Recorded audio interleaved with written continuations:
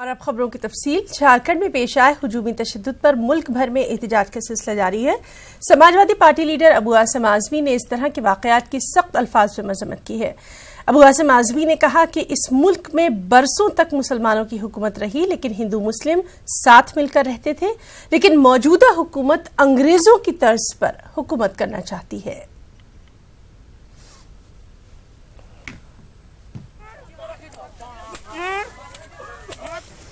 देश में बार बार मुसलमानों को प्रताड़ित किया जा रहा है और अकेले में मुसलमानों को पकड़ करके उनको बुरी तरह मारा जा रहा है और कहा जा रहा है कि दाढ़ी पकड़ के बिजली के खंभे में पेड़ में बांध करके कहा जा रहा है कि तुम वंदे मातरम पढ़ो, तुम जय श्री राम का नारा लगाओ। और वो आदमी मरता क्या नहीं करता, वो बेचारा लाचार और मजबूर इस तरह से उसको मार रहे हैं और वो आदमी बेचारा जय श्री राम बोल भी रहा है डर के मारे। और उसको जेल में डाला गया। अभी तबरेज को जेल में भी उसको जेलर ने मारा, पुलिस ने मारा। और उसके बाद जब कोई इलाज नहीं करवाया, जब उसकी दम निकलने लगी तो अस्पताल में भेजा, वो मर गया। इससे बुरी बात और कुछ नहीं हो सकती। मैं सुबह से आज अध्यक्ष महोदय को हाउस में इस बात को उठाने के लिए कि देश में पता चले कि क्या देश के अंदर हो रहा है, लोगों को मालूम पड़े। बार बार ये वाकयात हो रहे हैं। मैं कह देना चाहता हूं मोदी जी से कि छोटी हांडी में जल्दी उबाल आ गया है। अभी आपको हुकूमत करते करते 5 साल हुआ, दूसरा टर्म मिला है। 700-900 साल तक मुसलमानों ने इस देश में हुकूमत किया है, लेकिन हमेशा इस देश के प्रति अपना प्यार, अपना समर्पण दिखाया और कभी हिंदू मुस्लिम दंगा नहीं हुआ। मुस्लिम हिंदू मिलकर के अंग्रेजों को भगाए और आज जो है अंग्रेजों की चाल पर चल के हिंदू मुस्लिम को अलग करके राजनीति करने वाले, मैं आपका खुला विरोध करता हूं और मांग करता हूं कि जिस तरह से आज चल रहा है और अभी पार्लियामेंट के अंदर जिन लोगों ने भी, चाहे किसी पार्टी के लोग भी हों, जिन्होंने वहां पर चाहे नारे तकबीर अल्लाह अकबर का नारा लगाया हो, चाहे ये कहा हो कि हम जो है वंदे मातरम नहीं पढ़ेंगे, और चाहे वहां पर जय श्री राम का नारा लगा हो, ये चीजें पार्लियामेंट के लिए नहीं है, ये चीजें अपने लिए हैं। ये जो जिस धर्म पर है उस धर्म पर कायम रहे। मंदिरों में जाकर, मस्जिदों में जाकर जो नारा लगाना हो लगाए, लेकिन इस देश की जमहूरियत को जो लोग आज दागदार कर रहे हैं, मैं ऐसे लोगों पर खुली निंदा करना चाहता हूं। और मैं इस देश के राष्ट्रपति से, पता नहीं वो बात सुनेंगे कि नहीं सुनेंगे, लेकिन मैं इस देश के राष्ट्रपति और इस देश के सुप्रीम कोर्ट के जो जज हैं, मैं उनसे निवेदन करना चाहता हूं कि जो देश में ये चल रहा है, इस पे कहीं न कहीं सो मोटो केस लेकर के ऐसी चीजों पर प्रतिबंध लगाया जाए, वरना इस देश को तोड़ने की पूरी साजिश हो रही है। अकोला में जमात इस्लामी की जानिब से शहर के वकीलों के लिए ईद मिलन और मस्जिद परिचय प्रोग्राम का इनेकाद किया गया। इसमें शहर के वकीलों ने शिरकत की और अपनी खुशी का इजहार किया। तेलीपुरा चौक पर वाक़ नगीना मस्जिद में वकीलों के अलावा दीगर बरादरान वतन ने भी शिरकत की। इस दौरान शुरका ने इस प्रोग्राम को वक्त की अहम जरूरत करार दिया। प्राध्यापक खान ने बहुत ही अच्छे शब्दों में, सोपे शब्दों में और मराठी भाषा के अंदर इस्लाम का पूरा वर्णन जो है, और रमज़ान, उसके बाद में जो सुबह से लेकर शाम तक की जो पाँच नमाजें हैं और वजू, इसका सारा महत्व समझा कर बताया। तो मुझे ऐसा लगता है कि ये बहुत अच्छा उपक्रम जो है वो जमात इस्लामी हिंद ने लिया है और ये कार्यक्रम लेने में थोड़ी देर हो रही है। ये कार्यक्रम बार बार होना चाहिए ताकि लोगों के मन में इस्लाम के प्रति जो, अगर किसी के मन में गलत भावना है तो दूर होने के लिए ऐसे कार्यक्रमों का आयोजन जो है बहुत। छत्तीसगढ़ से लापता ज़हनी तौर पर माजूर शख्स समाजी तंजीम और कल्याण पुलिस की कोशिशों से बिलाखिर अपने अहले खाना से जा मिला और इसकी शहर भर में बेहद सताइश की जा रही है। इस फिल्मी अंदाज में होने वाली मुलाकात को देखकर सभी की आंखें नम हो गई।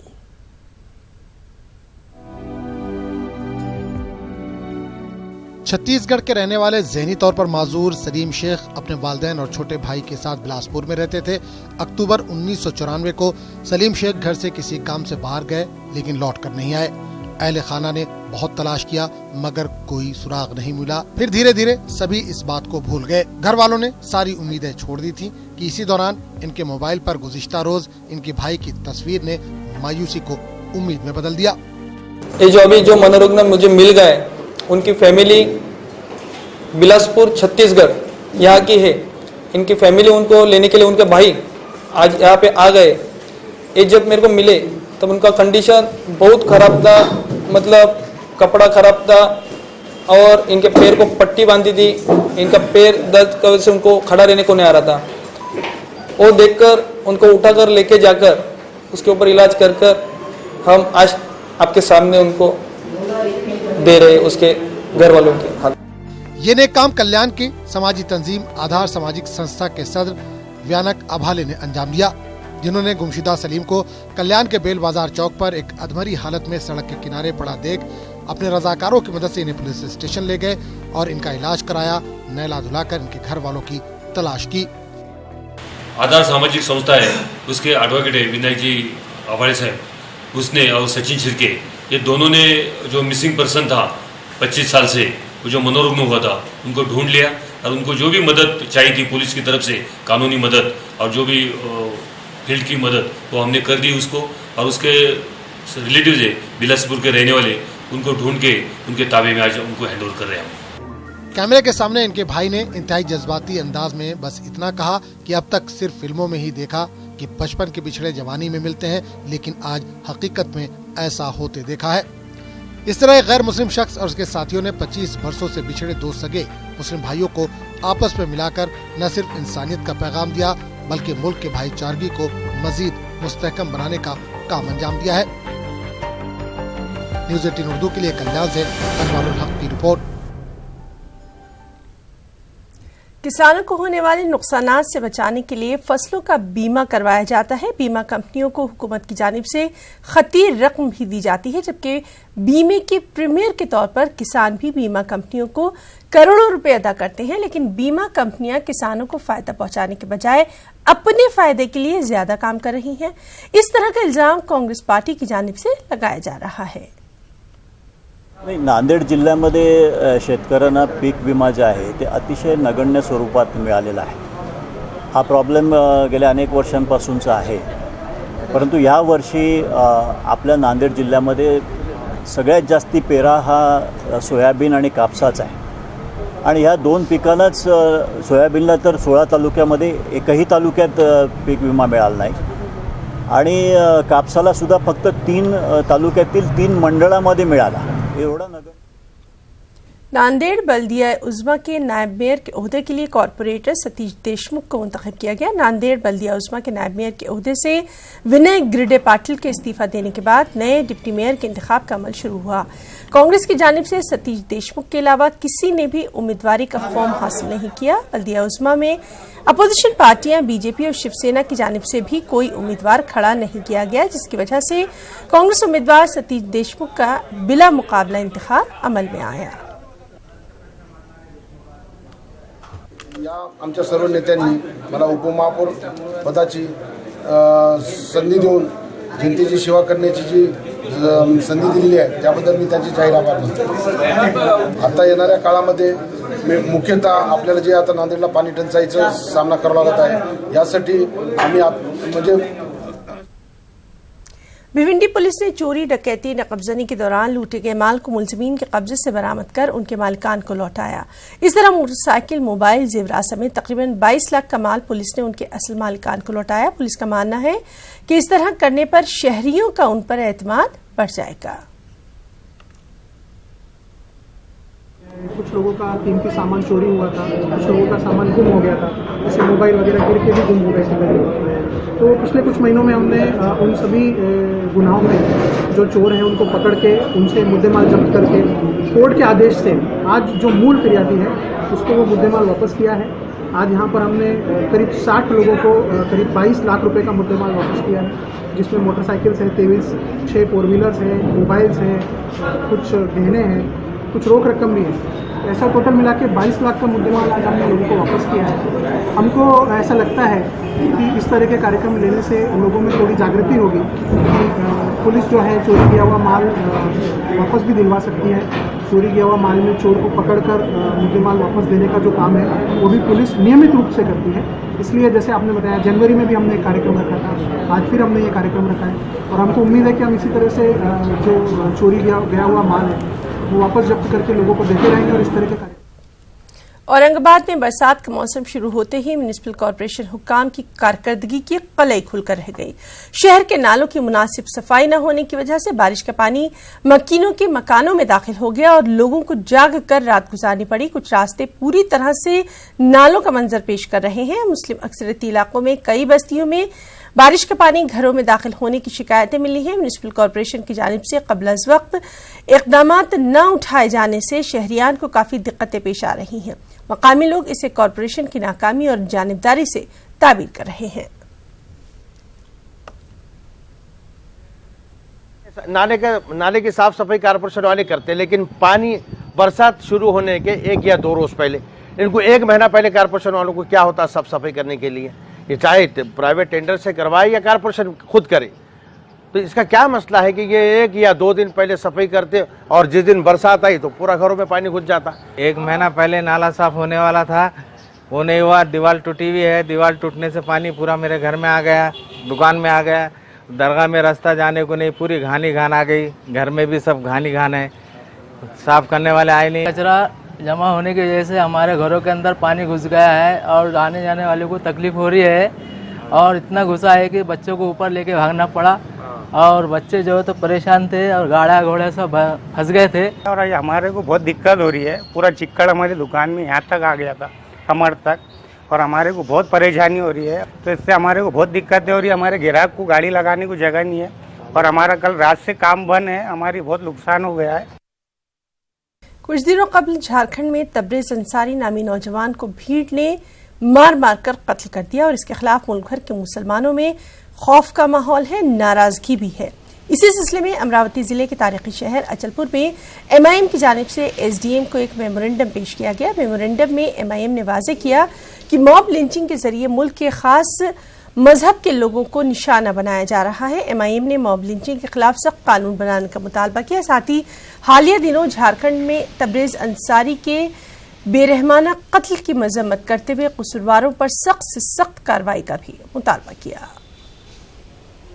आज हम अचलपुर SDM ऑफिस में झारखंड के अंदर जो मोहम्मद तबरेज अंसारी को मॉब लिंचिंग की गई उस विषय को लेकर हम आज अचलपुर SDM ऑफिस पहुँचे और आज हमने SDM साहब को के मार्फत प्रधानमंत्री नरेंद्र मोदी जी को ज्ञापन सौंपा है और ज्ञापन द्वारा हमने ये कहा है कि हिंदुस्तान में कहीं पर भी जहाँ पर भी इस तरीके की वारदातें घटनाएं हो रही है, प्रधानमंत्री जी उसको अपने अधिकार का इस्तेमाल करते हुए उस पर सख्त से सख्त कार्रवाई करें।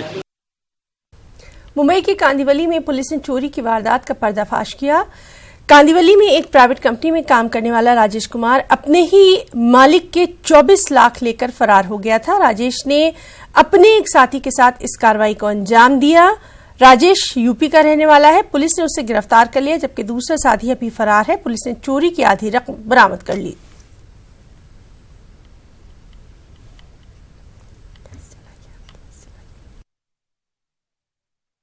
कांदिवली पुलिस स्टेशन ने 3 बहुत ही डिफरेंट टाइप के केसेस को अंजाम देते हुए उनको डिटेक्ट किया है।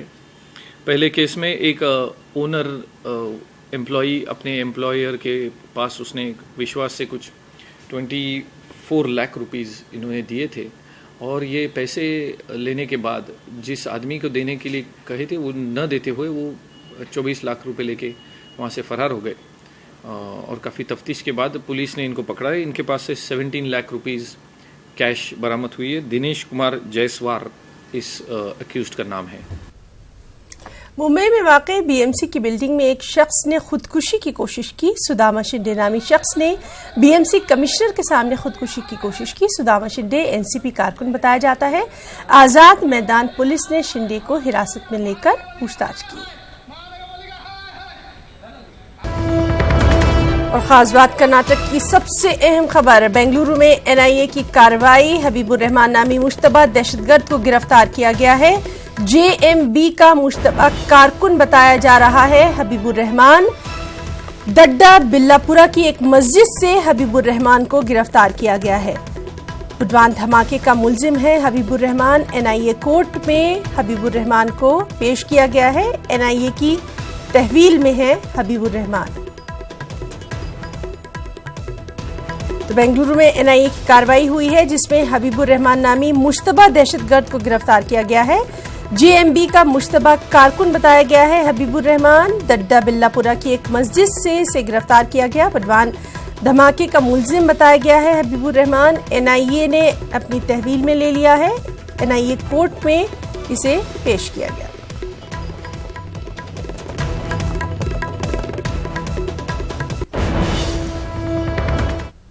खास बात कर्नाटक की कुछ और अहम खबरें भी। मुल्क और रियासत कर्नाटक के मुख्तलिफ मुकामात पर बेकसूर दलितों और मुसलमानों पर मजालिम की मजम्मत करते हुए कर्नाटक के रायचूर में social democratic party of India के लीडरों और कारकुनों ने एहतजाजी मुजाहरा किया। रायचूर डिप्टी कमिश्नर ऑफिस के सामने किए गए एहतजाजी प्रोग्राम में एसडीपीआई के लीडरों ने मरकजी और रियासती हुकूमत के खिलाफ नारेबाजी की। एसडीपीआई लीडर मोहम्मद सुहेल ने इस मौके पर कहा कि गुज़िश्ता चंद महीनों से मुल्क में दलितों बिलखुसूस मुसलमानों पर हमलों और मजालिम के मामलात में इजाफा हुआ है और कर्नाटक में सेकुलर कांग्रेस और जेडीएस पार्टी इख्तिदार में होने के बावजूद फिरका परस्तों के हौसले बुलंद हैं।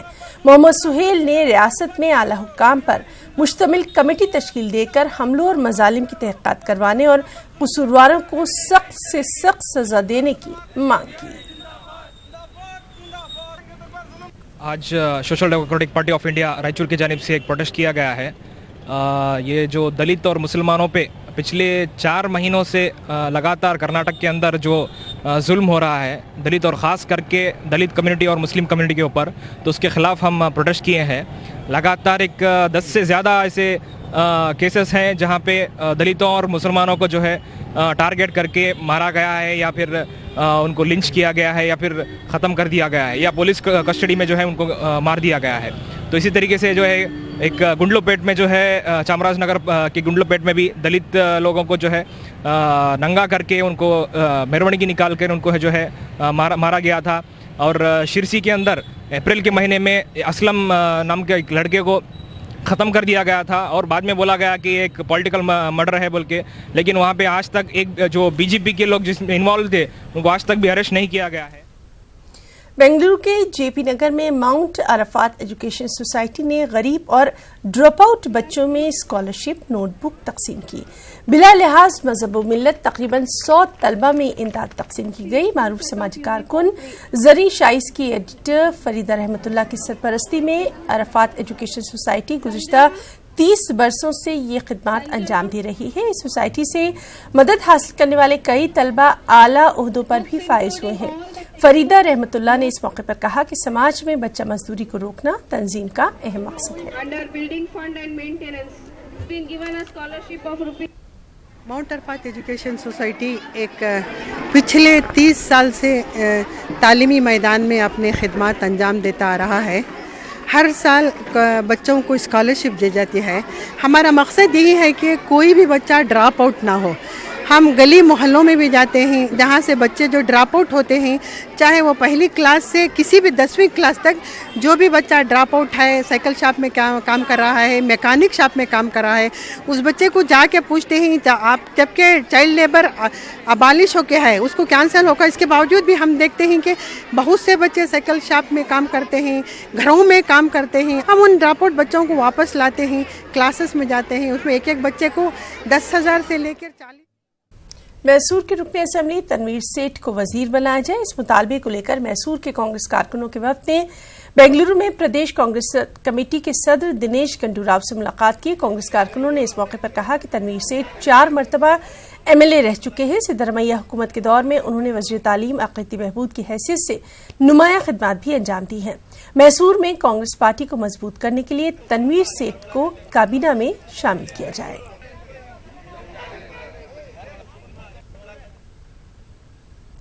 बेंगलुरु के ट्यानरी रोड में मौजूद ईदगाह और कब्रिस्तान की कोई भी जगह मेट्रो ट्रेन को नहीं दी जाएगी। कर्नाटक के वजीर अक़लीती बहबूद और औक़ाफ़ ज़मीर अहमद खान ने एक बार फिर वाज़ेह कर दिया।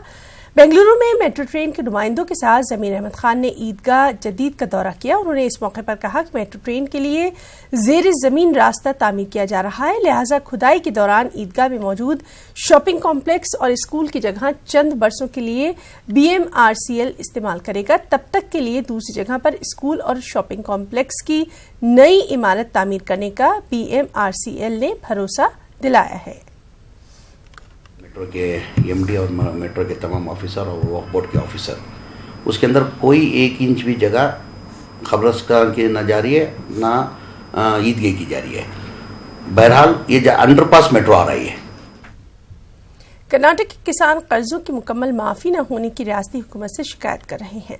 किसानों का कहना है कि हुकूमत सिर्फ ऐलानात कर रही है, जबकि सरकारी बैंक किसानों को नोटिस रवाना करके कर्ज वापसी का मुतालबा कर रहे हैं।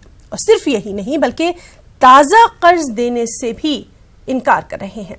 आप देखिए ये रिपोर्ट। मुझे इजाजत दें। आदाब।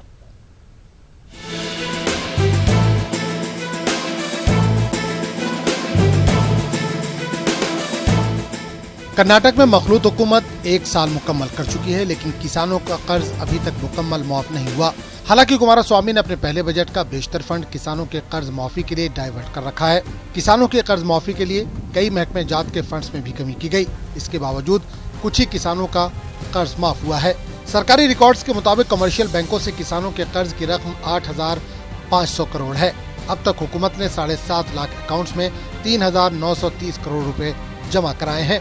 सरकारी रिकॉर्ड्स के मुताबिक किसानों के कमर्शियल बैंकों से मुकम्मल कर्ज माफी के लिए मजीद 4,620 करोड़ रुपयों की जरूरत है। लोन वेवर कई लोगों को अभी सर्टिफिकेट्स नहीं है और रीफाइनेंस नहीं हो रहा है। जिसका लोन वो वेवर हुआ ना, उसको रीफाइनेंस नहीं हो रहा है और लोगों का हाथ में पैसे नहीं है रीफाइनेंस का भी कोशिश करना। Loan waiver it has not been implemented completely.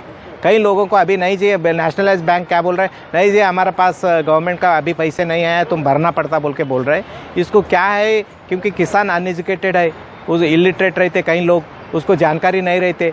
Officers को लेके उसको समझा के क्या क्या है वो करना। हम जैसा लोग बोले तो लोगों को हिम्मत नहीं आते, ऑफिसर्स बोले तो हिम्मत आती।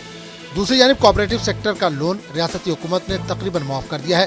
सरकारी रिकॉर्ड्स के मुताबिक 18,70,000 किसानों का 8,760 करोड़ रुपए का कर्ज माफ किया जा चुका है। सरकार जितना लोन माफ करने का डिक्लेयर की है, उतना पूरा लोन एक साथ में किसानों को देंगे तो फायदा होता है। कुछ एक किसानों को 25-25 हज़ार रुपये आए हैं, बैंक में आए हैं, वो ब्याज में चले जाता, क्योंकि ब्याज पहले रिन्यूअल करने से पहले 4% ब्याज था, अब 11% 12% ब्याज बन गया हो। तो इनके जो लेट प्रोसेस है उसमें किसान फंसा जा रहा है। यहाँ ये बात काबिल जिक्र है कि असेंबली इंतखाबात से कबल कुमारस्वामी ने किसानों से वादा किया था कि अगर वो सीएम बनते हैं तो किसानों के कर्ज को मुकम्मल तौर पर माफ किया जाएगा। 1 साल के गुजर जाने के बावजूद कर्ज माफ न होने पर बीजेपी कुमारस्वामी हुकूमत को मुसलसल तनकीद का निशाना बना रही है। न्यूज़ 18 उर्दू के लिए गुलबर्गा से जवाद मीर की रिपोर्ट।